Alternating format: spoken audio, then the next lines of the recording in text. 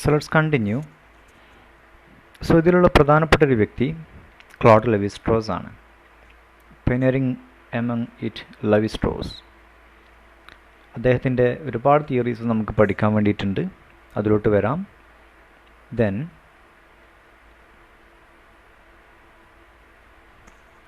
1950s and 1960s new meanings derived on the basis of structuralism in social science and science. അപ്പോൾ ഈ ഒരു structuralism എന്നുള്ള ഈ ഒരു കോൺസെപ്റ്റിൻ്റെ കീഴിൽ ഇതിൻ്റെ ഭാഗമായിട്ട്, ഇതിൻ്റെ സ്വാധീനത്തിൻ്റെ ഭാഗമായിട്ട് സയൻസ് വിഷയങ്ങളിലും സാമൂഹ്യ ശാസ്ത്രപരമായിട്ടുള്ള വിഷയങ്ങളിലും മറ്റുള്ള ഒരുവിധം വിഷയങ്ങളിലൊക്കെ പുതിയ പുതിയ മീനിങ്ങുകൾ ആളുകൾ കണ്ടുപിടിക്കാൻ തുടങ്ങി. കാരണം അവർ അതിൻ്റെ ലാംഗ്വേജിനെ പരിശോധിക്കാൻ തുടങ്ങി. എഴുതപ്പെട്ട ബുക്കുകളുടെ ലാംഗ്വേജിനെ പരിശോധിക്കാൻ തുടങ്ങി. അതിൻ്റെ സെൻറ്റൻസുകളെയും മീനിങ്ങുകളെയും വേർഡുകളെയും അതിൻ്റെ സകലമാന പോയിൻറ്റ്സിനെയും ഇവർ പരിശോധിക്കാൻ തുടങ്ങി. അതിൻ്റെ ടോട്ടൽ സയൻസ് സിസ്റ്റത്തെ ഇവർ പരിശോധിക്കാൻ തുടങ്ങി. അങ്ങനെ ഈ സ്ട്രക്ചറലിസം മറ്റുള്ള മേഖലയിൽ വർക്ക് ചെയ്യുന്ന ക്രിട്ടിക്കുകൾ, സ്കോളേഴ്സ് അവരെ നല്ല രീതിയിൽ ബാധിച്ചിട്ടുണ്ട്, അവരെ നല്ല രീതിയിൽ സ്വാധീനിച്ചിട്ടുണ്ട്. Another point, this style of criticism spread to mythical literary text, advertisements, fashion in clothes and social behavior. ലിറ്ററേച്ചറിൽ കൂടാതെ ഈ ഒരു സ്റ്റൈല് എവിടേക്കും സ്പ്രെഡ് ചെയ്തു. ആളുകൾ ഈ സ്റ്റൈൽ എവിടെയും യൂസ് ചെയ്യാൻ തുടങ്ങി. മിത്തിക്കൽ ലിറ്റററി ടെക്സ്റ്റ്, കെട്ടുകഥകൾ നിറഞ്ഞിട്ടുള്ള അല്ലെങ്കിൽ മിത്തോളജിയുമായി ബന്ധപ്പെട്ട മതപരമായോ സാംസ്കാരികമായോ എഴുതപ്പെട്ട മിത്തോളജി റിലേറ്റഡ് ആയിട്ടുള്ള ടെക്സ്റ്റുകളിലോട്ട് ഇവർ പോകാൻ തുടങ്ങി. And you can see the impact of criticism in advertisements, in the field of advertisements as well as fashion in clothes. Fashion, clothing, dressing സ്റ്റൈലിലൊക്കെ വരുന്ന ഏരിയയിലോട്ടും അതിൻ്റെ സ്ട്രക്ചറിലോട്ട് കാര്യങ്ങൾ പരിശോധിച്ച് പോകാൻ തുടങ്ങി. സോഷ്യൽ ബിഹേവിയർ, ഒരു പൊതുസമൂഹത്തിൻ്റെ സ്വഭാവം, എന്തുകൊണ്ട് അവരങ്ങനെ സ്വഭാവം കാണിക്കുന്നു, അവരുടെ സ്ട്രക്ചർ എന്താണ്, ആ സ്വഭാവത്തിൻ്റെ കാരണം എന്താണ്, അതിൻ്റെ ചെറിയ പോയിൻ്റ് എന്താണ്, അതിലോട്ട് അവർ പരിശോധിച്ച് പോകാൻ തുടങ്ങി.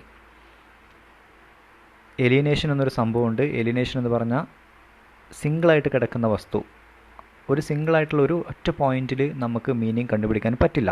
ഒരു സ്ട്രക്ചറിൻ്റെ ഭാഗമായിട്ട് കിടക്കുന്ന സമയത്ത് മാത്രമേ നമുക്ക് ഒരു മീനിങ് നമുക്ക് കിട്ടുന്നുള്ളൂ. അതിപ്പോൾ ഒരു വേർഡ് ആവാം. ഒരു വേർഡ് ഒരു സെൻറ്റൻസിൽ കിടക്കുന്ന സമയത്ത് അതിനൊരു പെർഫെക്റ്റ് മീനിങ് അവിടെ വരുന്നു. പക്ഷേ നിങ്ങളൊരു വേർഡ് ഡിക്ഷണറിയിൽ ടൈപ്പ് ചെയ്ത് നോക്കുന്ന സമയത്ത് ഒരുപാട് മീനിങ്സ് കാണാം.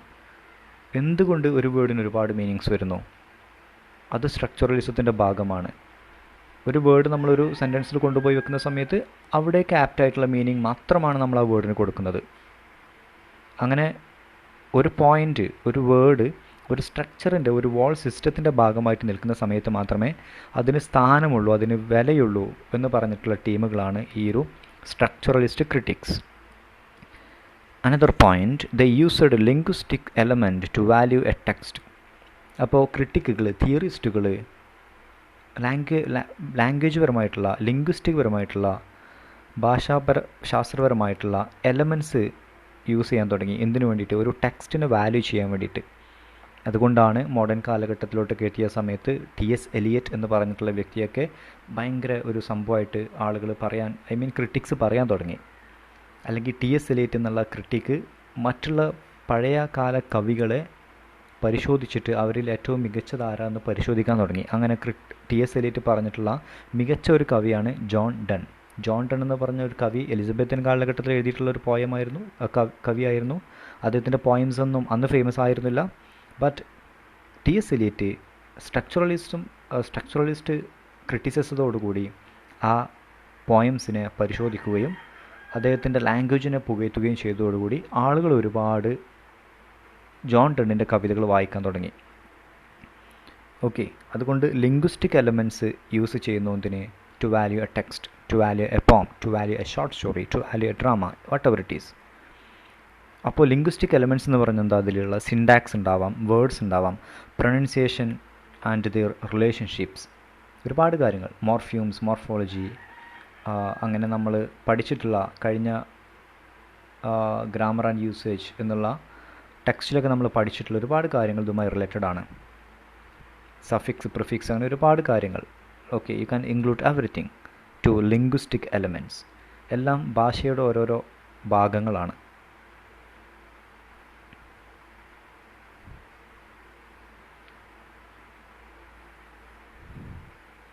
So the main proponents or the main promoters are Roland Barthes, Gerard Genett, Julia Kristeva and Todd Rowe. പ്രധാനപ്പെട്ട പ്രൊമോട്ടേഴ്സ്, ഈ ഒരു തിയറിയുടെ, സ്ട്രക്ചറലിസം എന്നുള്ള തിയറിയുടെ പ്രധാനപ്പെട്ട പ്രൊമോട്ടേഴ്സ് ഇവരൊക്കെയാണെന്നാണ് പറയുന്നത്.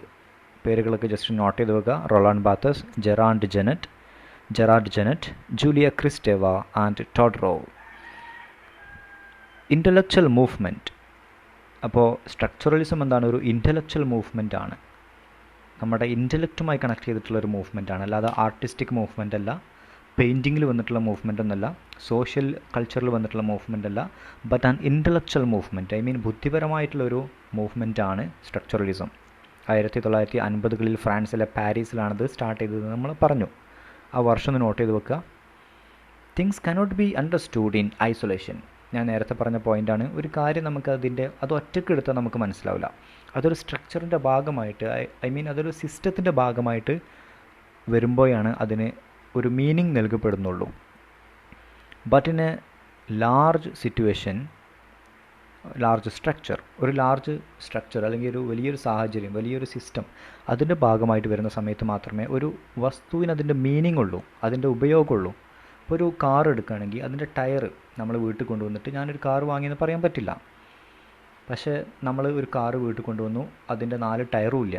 So how can we use that car? അതിന് ഒരു സ്ട്രക്ചർ ഉണ്ട്. അതിൻ്റെ സ്ട്രക്ചർ പൂർണ്ണമാവണമെങ്കിൽ അതിലെല്ലാം വേണം. അപ്പോൾ ആ ടയർ അതിന് ഫിറ്റ് ചെയ്താൽ അത് നമുക്ക് യൂസ്ഫുള്ളായി, ഉപകാരമായി, നമുക്കത് ഉപയോഗിക്കാൻ പാകത്തിനായി. സോ ഒരു വസ്തു ഒറ്റയ്ക്ക് ഒരു ടയർ മാത്രം എടുത്തിട്ട് അതുണ്ടെന്ന് പറഞ്ഞിട്ട് കാര്യമില്ല. കാരണം അതിനൊരു മീനിങ് കിട്ടണമെങ്കിൽ, ആ ടയർ ഉണ്ടാക്കിയതിന്, ആ ടയർ പ്രൊഡ്യൂസ് ചെയ്തതിന് ഒരു ഉപകാരം കിട്ടണമെങ്കിൽ അതൊരു കാറുമ്മ കൊണ്ടുപോയി ഫിറ്റ് ചെയ്യണം. ഓക്കെ, അതാണ് things cannot be understood in isolation എന്ന് പറയുന്നത്. ഒരു വേർഡാണെങ്കിലും എന്താണെങ്കിലും, ലോകത്തിലുള്ള എന്താണെങ്കിലും. And in the year 1960s it reached Britain. ഇപ്പോൾ പാരീസിൽ തുടങ്ങി 1960കളിലാണ് ഇംഗ്ലണ്ടിൽ ഈ ഒരു തിയറി എത്തുന്നത്. നോട്ട് ചെയ്ത് വെക്കുക. 18ാം സെഞ്ച്വറിയിൽ ആണ് ഇതിൻ്റെ പ്രധാനമായിട്ടുള്ള ഡെവലപ്മെൻറ്റ് വന്നിട്ടുള്ളത്. അങ്ങനെ ഇവർ ഒരു കവിതയെ ലിംഗ്വിസ്റ്റിക് പ്രാക്ടീസായിട്ട് കാണാൻ തുടങ്ങി. ഭാഷാപരമായിട്ടുള്ള ഒരു പ്രാക്ടീസായിട്ട് കവിതയെ കാണാൻ തുടങ്ങി. നല്ല ഭാഷാ പ്രാവീണ്യമുള്ള ആളുകൾക്ക് നല്ല രീതിയിൽ കവിത എഴുതാൻ പറ്റും. അങ്ങനെ കവിതയെ ഭാഷയാണതിൽ ഇമ്പോർട്ടൻറ്റ്, ഭാഷ എങ്ങനെ യൂസ് ചെയ്യുന്നു എന്നുള്ളത് അവർ നോക്കി കാണാൻ തുടങ്ങി. അതുകൊണ്ടാണ് റൊമാൻറ്റിക് പോയറ്റായിട്ടുള്ള സാമുവൽ ടൈലർ കോളറിഡ്ജ് പറഞ്ഞത്, poetry is the best words put in best orders. Poetry is the best words put in best orders. ഏറ്റവും മികച്ച വാക്കുകൾ ഏറ്റവും മികച്ച ഓർഡറിൽ കൊണ്ടുവെക്കുന്നതാണ് ഏറ്റവും മികച്ച പോയട്രി. സോ ലാംഗ്വേജിൽ അത്രയധികം നമുക്ക് പ്രാവീണ്യം വേണം നല്ലൊരു കവിത എഴുതണമെങ്കിൽ. ദെൻ സഷൂറേഴ്സ് ബുക്ക് 1915 വന്നിട്ടുള്ള കോസ് ഡി ജനറൽ ലിംഗ്വിസ്റ്റിക്സ് എന്ന് പറഞ്ഞ ശശൂറയുടെ ബുക്ക് നോട്ട് ചെയ്ത് വെക്കുക. അദ്ദേഹം എഴുതിയ ബുക്കല്ല, അദ്ദേഹത്തിൻ്റെ ലെക്ചർ കേട്ടിട്ട് അദ്ദേഹത്തിൻ്റെ സ്റ്റുഡൻസ് തയ്യാറാക്കിയിട്ടുള്ള ബുക്കാണ് 1915 പബ്ലിഷ് ചെയ്തിട്ടുള്ളത്. റൊളാണ്ട് ബാത്തസിൻ്റെ മിത്തോളജീസ് എന്നുള്ള ബുക്ക് 1957 ഇത് പബ്ലിഷ് ചെയ്തത്. നോട്ട് ചെയ്ത് വെക്കുക. റോബർട്ട് സ്കോളസിൻ്റെ സ്ട്രക്ചറലിസം എന്നുള്ള book, structuralism in literature and introduction 1974 ഇത് പബ്ലിഷ് ചെയ്യുന്നത്. Structuralism in literature and introduction, Robert സ്കോളസിൻ്റെ. ടെറൻസ് ഹോക്സിൻ്റെ സ്ട്രക്ചറലിസം ആൻഡ് സെമിയോട്ടിക്സ് എന്നുള്ള ബുക്ക് നോട്ട് ചെയ്ത് വെക്കുക. 1977 പബ്ലിഷ് ചെയ്തതാണ്. ജൊനാഥൻ കളറിൻ്റെ സ്ട്രക്ചറലിസ്റ്റ് പോയറ്റിക്സ് 1975 പബ്ലിഷ് ചെയ്തു. ഇത്രയും ബുക്സ് ഒന്ന് നോട്ട് ചെയ്ത് വെക്കുക. ഈ ഒരു ഏരിയയിൽ ഇമ്പോർട്ടൻ്റ് ആയിട്ടുള്ള ബുക്സാണ്. So they see language as a sign and signification. നമ്മൾ നേരത്തെ പറഞ്ഞു, ഭാഷയെ സൈൻ, സൂചകങ്ങളായിട്ടും, സിഗ്നിഫിക്കേഷൻ അത് മറ്റുള്ളതിനെ സൂചിപ്പിക്കുന്നതായിട്ടും, അങ്ങനെ ഒരു ഭാഷയെ ഇവർ അങ്ങനെ കാണാൻ തുടങ്ങി. ലാംഗ്വേജിന് ആ ഒരു എയിലൂടെ നോക്കി കാണാൻ തുടങ്ങി. ആ ഒരു ബുദ്ധിയിലൂടെ. നമ്മൾ പറഞ്ഞു സ്ട്രക്ചറലിസം എന്നുള്ളതൊരു ഇൻ്റലക്ച്വൽ മൂവ്മെൻ്റ് ആണ്, ബുദ്ധിയിൽ വന്നിട്ടുള്ളൊരു കാര്യമാണ്. Language is a science system. Ferdinand de Saussure പറഞ്ഞിട്ടുള്ളതാണ്, language is a science system. Important ആണ്, നോട്ട് ചെയ്ത് വെക്കുക. ലാംഗ്വേജ് എന്ന് പറയുന്നത് എന്താണ്? സയൻസ് സിസ്റ്റമാണ്. ഒരുപാട് സൈനുകൾ, വേർഡ്, ഉള്ളിലോട്ട് പോയാൽ സ്പെല്ലിങ്ങുകൾ, ഉള്ളിലോട്ട് പോയാൽ സ്ട്രെസ്സ് കൊടുക്കുന്നത് വരെ, നമ്മൾ stressed syllable, unstressed syllable, phonetics. So total ഒരു സയൻസ് സിസ്റ്റമാണ്. ആ സിസ്റ്റത്തിൻ്റെ ഭാഗമായിട്ട് നിൽക്കുന്ന സമയത്തെ ഒരു വേർഡിന് അവിടെ സ്ഥാനമുള്ളൂ. Author replaced by reader, reader replaced by the reading. സ്ട്രക്ചറലിസത്തിൽ വരുന്ന മറ്റൊരു കോൺസെപ്റ്റാണ്, ഒരു ബുക്ക് എഴുതി കഴിഞ്ഞാൽ ആ എഴുതിയ ആൾ പിന്നെ അയാൾക്ക് പിന്നെ സ്ഥാനമില്ല. പിന്നെ സ്ഥാനം ആർക്കാ? റീഡറിനാണ്, വായിക്കുന്ന ആൾക്കാണ്. ഞാനൊരു നോവൽ എഴുതിയാൽ നോവൽ എഴുതി കഴിഞ്ഞാൽ എനിക്ക് പിന്നെ അവിടെ വാല്യൂ ഇല്ല. പിന്നെ വാല്യൂ ആർക്കാണ്? വായിക്കുന്ന ആൾക്കാണ്, വായനക്കാർക്കാണ് വാല്യൂ. ഇതും സ്ട്രക്ചറലിസത്തിൻ്റെ ഒരു കോൺസെപ്റ്റാണ്. അവർ പറയുന്ന കാര്യമാണ്, ഓക്കെ, റീഡേഴ്സിനാണ് ഇമ്പോർട്ടൻറ്റ്, ഓതേഴ്സിനല്ല, റൈറ്റേഴ്സിനല്ല. ഡെത്ത് ഓഫ് ദ ഓതർ എന്ന് പറഞ്ഞിട്ട് റൊളാൻഡ് ബാത്തസിൻ്റെ ഒരു ബുക്കുണ്ട്. അദ്ദേഹത്തെ പറയുമ്പോൾ പറയാം, കുഴപ്പമില്ല. Death of the author. അപ്പോൾ ആ ബുക്കിലൊക്കെ പറയുന്നത് ഈ സെയിം കാര്യമാണ്. ആ ബുക്ക് അവസാനിക്കുന്നത് തന്നെ ഇങ്ങനെ ഒരു ലൈനിലാണ്. അതൊക്കെ ആ സമയത്ത് ഞാൻ പറയാം. Okay, then reader replaced by reading. ഒരു റീഡർ വായിച്ചിട്ട് ഇന്നതാണ് ഇതിൻ്റെ മീനിങ് എന്ന് പറയുന്നു. പക്ഷേ കുറച്ചും കൂടി ലാംഗ്വേജിൽ പ്രാവീണ്യമുള്ള ആൾ വരുന്നു, അദ്ദേഹം വായിക്കുന്നു, അദ്ദേഹം പറയുന്നു ഇന്നതല്ല ഇതിൻ്റെ മീനിങ് ഇന്നതൊക്കെയാണ്. സോ ഒരു റീഡർ മറ്റൊരു റീഡറാൽ റിപ്ലേസ് ചെയ്യപ്പെടുന്നു. C the difference. അത്രയും ഇമ്പാക്റ്റ് വന്നിട്ടുള്ളൊരു തിയറിയാണ് സ്ട്രക്ചറലിസം. ഞാൻ ബാലരമ വായിക്കുന്നു, ഞാനിങ്ങനെയൊക്കെ കാണുന്നു. പക്ഷേ കുറച്ചും കൂടി ഫിലോസഫിക്കലായിട്ടുള്ള, കുറച്ചും കൂടി ലാംഗ്വേജിൽ പ്രാവീണ്യമുള്ള ഒരാൾ വന്നിട്ട് ബാലരമ വായിക്കുന്നു. അയാൾ പറയുന്നു ഇതിന് ഇങ്ങനെയൊക്കെ അർത്ഥതലങ്ങളുണ്ടെന്ന്. സോ റീഡർ മാറുന്നു, റീഡറുടെ വ്യൂ പോയിൻറ്റ്സ് മാറുന്നു. Okay, then chemistry, physics, Aristotelian theories. നമ്മൾ നേരത്തെ പറഞ്ഞതാണ് ഈ കെമിസ്ട്രി, അതുപോലെ ഫിസിക്സ്, അതുപോലെ അരിസ്റ്റോട്ടിലിൻ്റെ തിയറീസ്, അരിസ്റ്റോട്ടിലിൻ്റെ പോയറ്റിക്സ് എന്നുള്ള ബുക്കൊക്കെ ഉണ്ട്. ഈ ബുക്കിൽ നിന്നൊക്കെയാണ് ആക്ച്വലി നമ്മൾ പറഞ്ഞ ഒരു ഡ്രാമയ്ക്ക് 3 ആക്ട് ഉണ്ട്, അതിനൊരു സ്ട്രക്ചർ ഉണ്ട്, സ്റ്റാർട്ടിംഗ് ഉണ്ട്, അതിൻ്റെ മിഡിൽ പാർട്ട് ഉണ്ട്, അതിൻ്റെ എൻഡിങ് ഉണ്ട്. ഓക്കെ, അതെല്ലാം അരിസ്റ്റോട്ടിൽ കുറേ കാലം മുമ്പ് പറഞ്ഞു വെച്ചതാണ്. അപ്പോൾ ഫെർഡിനാൻഡ് ഡി സസൂറയെ അദ്ദേഹം സ്വാധീനിച്ചത് ഈ 3 കാര്യങ്ങൾ കൊണ്ടാണ്. അദ്ദേഹം ഈ സ്ട്രക്ചറലിസം എന്നുള്ളൊരു ചിന്താധാര കൊണ്ടുവരാൻ കാരണം, അദ്ദേഹത്തിൻ്റെ മൈൻഡിൽ ഉടലെടുക്കാൻ കാരണം ഈ 3 കാര്യങ്ങളാണ്. കെമിസ്ട്രി അദ്ദേഹം നല്ല രീതിയിൽ പഠിച്ചിട്ടുണ്ട്, ഫിസിക്സ് അദ്ദേഹം നല്ല രീതിയിൽ പഠിച്ചിട്ടുണ്ട്, അദ്ദേഹം സാൻസ്ക്രിറ്റ് ലാംഗ്വേജിൽ PhD സ്കോളറായിരുന്നു, PhD ഹോൾഡറായിരുന്നു, ഡോക്ടറേറ്റ് നേടിയിട്ടുണ്ട്. സോ കെമിസ്ട്രിയിലും ഫിസിക്സിലൊക്കെ അദ്ദേഹം സ്ട്രക്ചർ കണ്ടു. അപ്പോൾ അതെന്തുകൊണ്ട് ഭാഷയ്ക്ക് ഇംപ്ലിമെൻറ്റ് ചെയ്തുകൂടാ എന്നാണ് അദ്ദേഹം ആലോചിച്ചത്. So basic unit of text as atom in physics. ഇപ്പോൾ നമ്മൾ ഫിസിക്സിലും കെമിസ്ട്രിയിലൊക്കെ ചെല്ലുന്ന സമയത്ത്, ഈ കെമിക്കൽസിനൊക്കെ പറയുന്ന സമയത്ത്, അതുപോലെ നമ്മൾ atom is the base element. Atom എന്നുള്ളത് എന്താണ്? ഏറ്റവും ബേസിക് എലമെൻറ്റാണ്. സോ അതുപോലെ ലാംഗ്വേജിന്, ഒരു ടെക്സ്റ്റിന് ബേസിക് എലമെൻറ്റ് ഉണ്ടെന്ന് ആര് പറഞ്ഞു? ഫെർഡിനാൻഡ് ഡി സസൂർ പറഞ്ഞു. നമ്മളൊരു നോവൽ നമ്മുടെ കയ്യിൽ കിട്ടിയാൽ അതിനൊരുപാട് സ്ട്രക്ചർ ഉണ്ട്. അതിൻ്റെ പേജുകൾ ഒരു ഭാഗമാണ്, അതിൻ്റെ എഴുത്തൊരു ഭാഗമാണ്, അതിൻ്റെ മഷി ഒരു ഭാഗമാണ്, അതിൻ്റെ കളർ ഒരു ഭാഗമാണ്, അതിൻ്റെ ഓരോരോ സെൻറ്റൻസും ഓരോരോ പാരഗ്രാഫും ഓരോരോ ഭാഗമാണ്. ഓരോരോ പാരഗ്രാഫിനകത്തോട്ട് പോയാൽ സെൻറ്റൻസുകൾ വരുന്നു, സെൻറ്റൻസിനകത്തോട്ട് പോയാൽ വേർഡ്സുകൾ വരുന്നു, വേർഡ്സിനകത്തോട്ട് പോയാൽ നമുക്ക് വേർഡുകൾ തമ്മിലുള്ള മീനിങ് വരുന്നു, I mean subject, verb, agreement, അങ്ങനെയുള്ള ഗ്രാമർ വരുന്നു.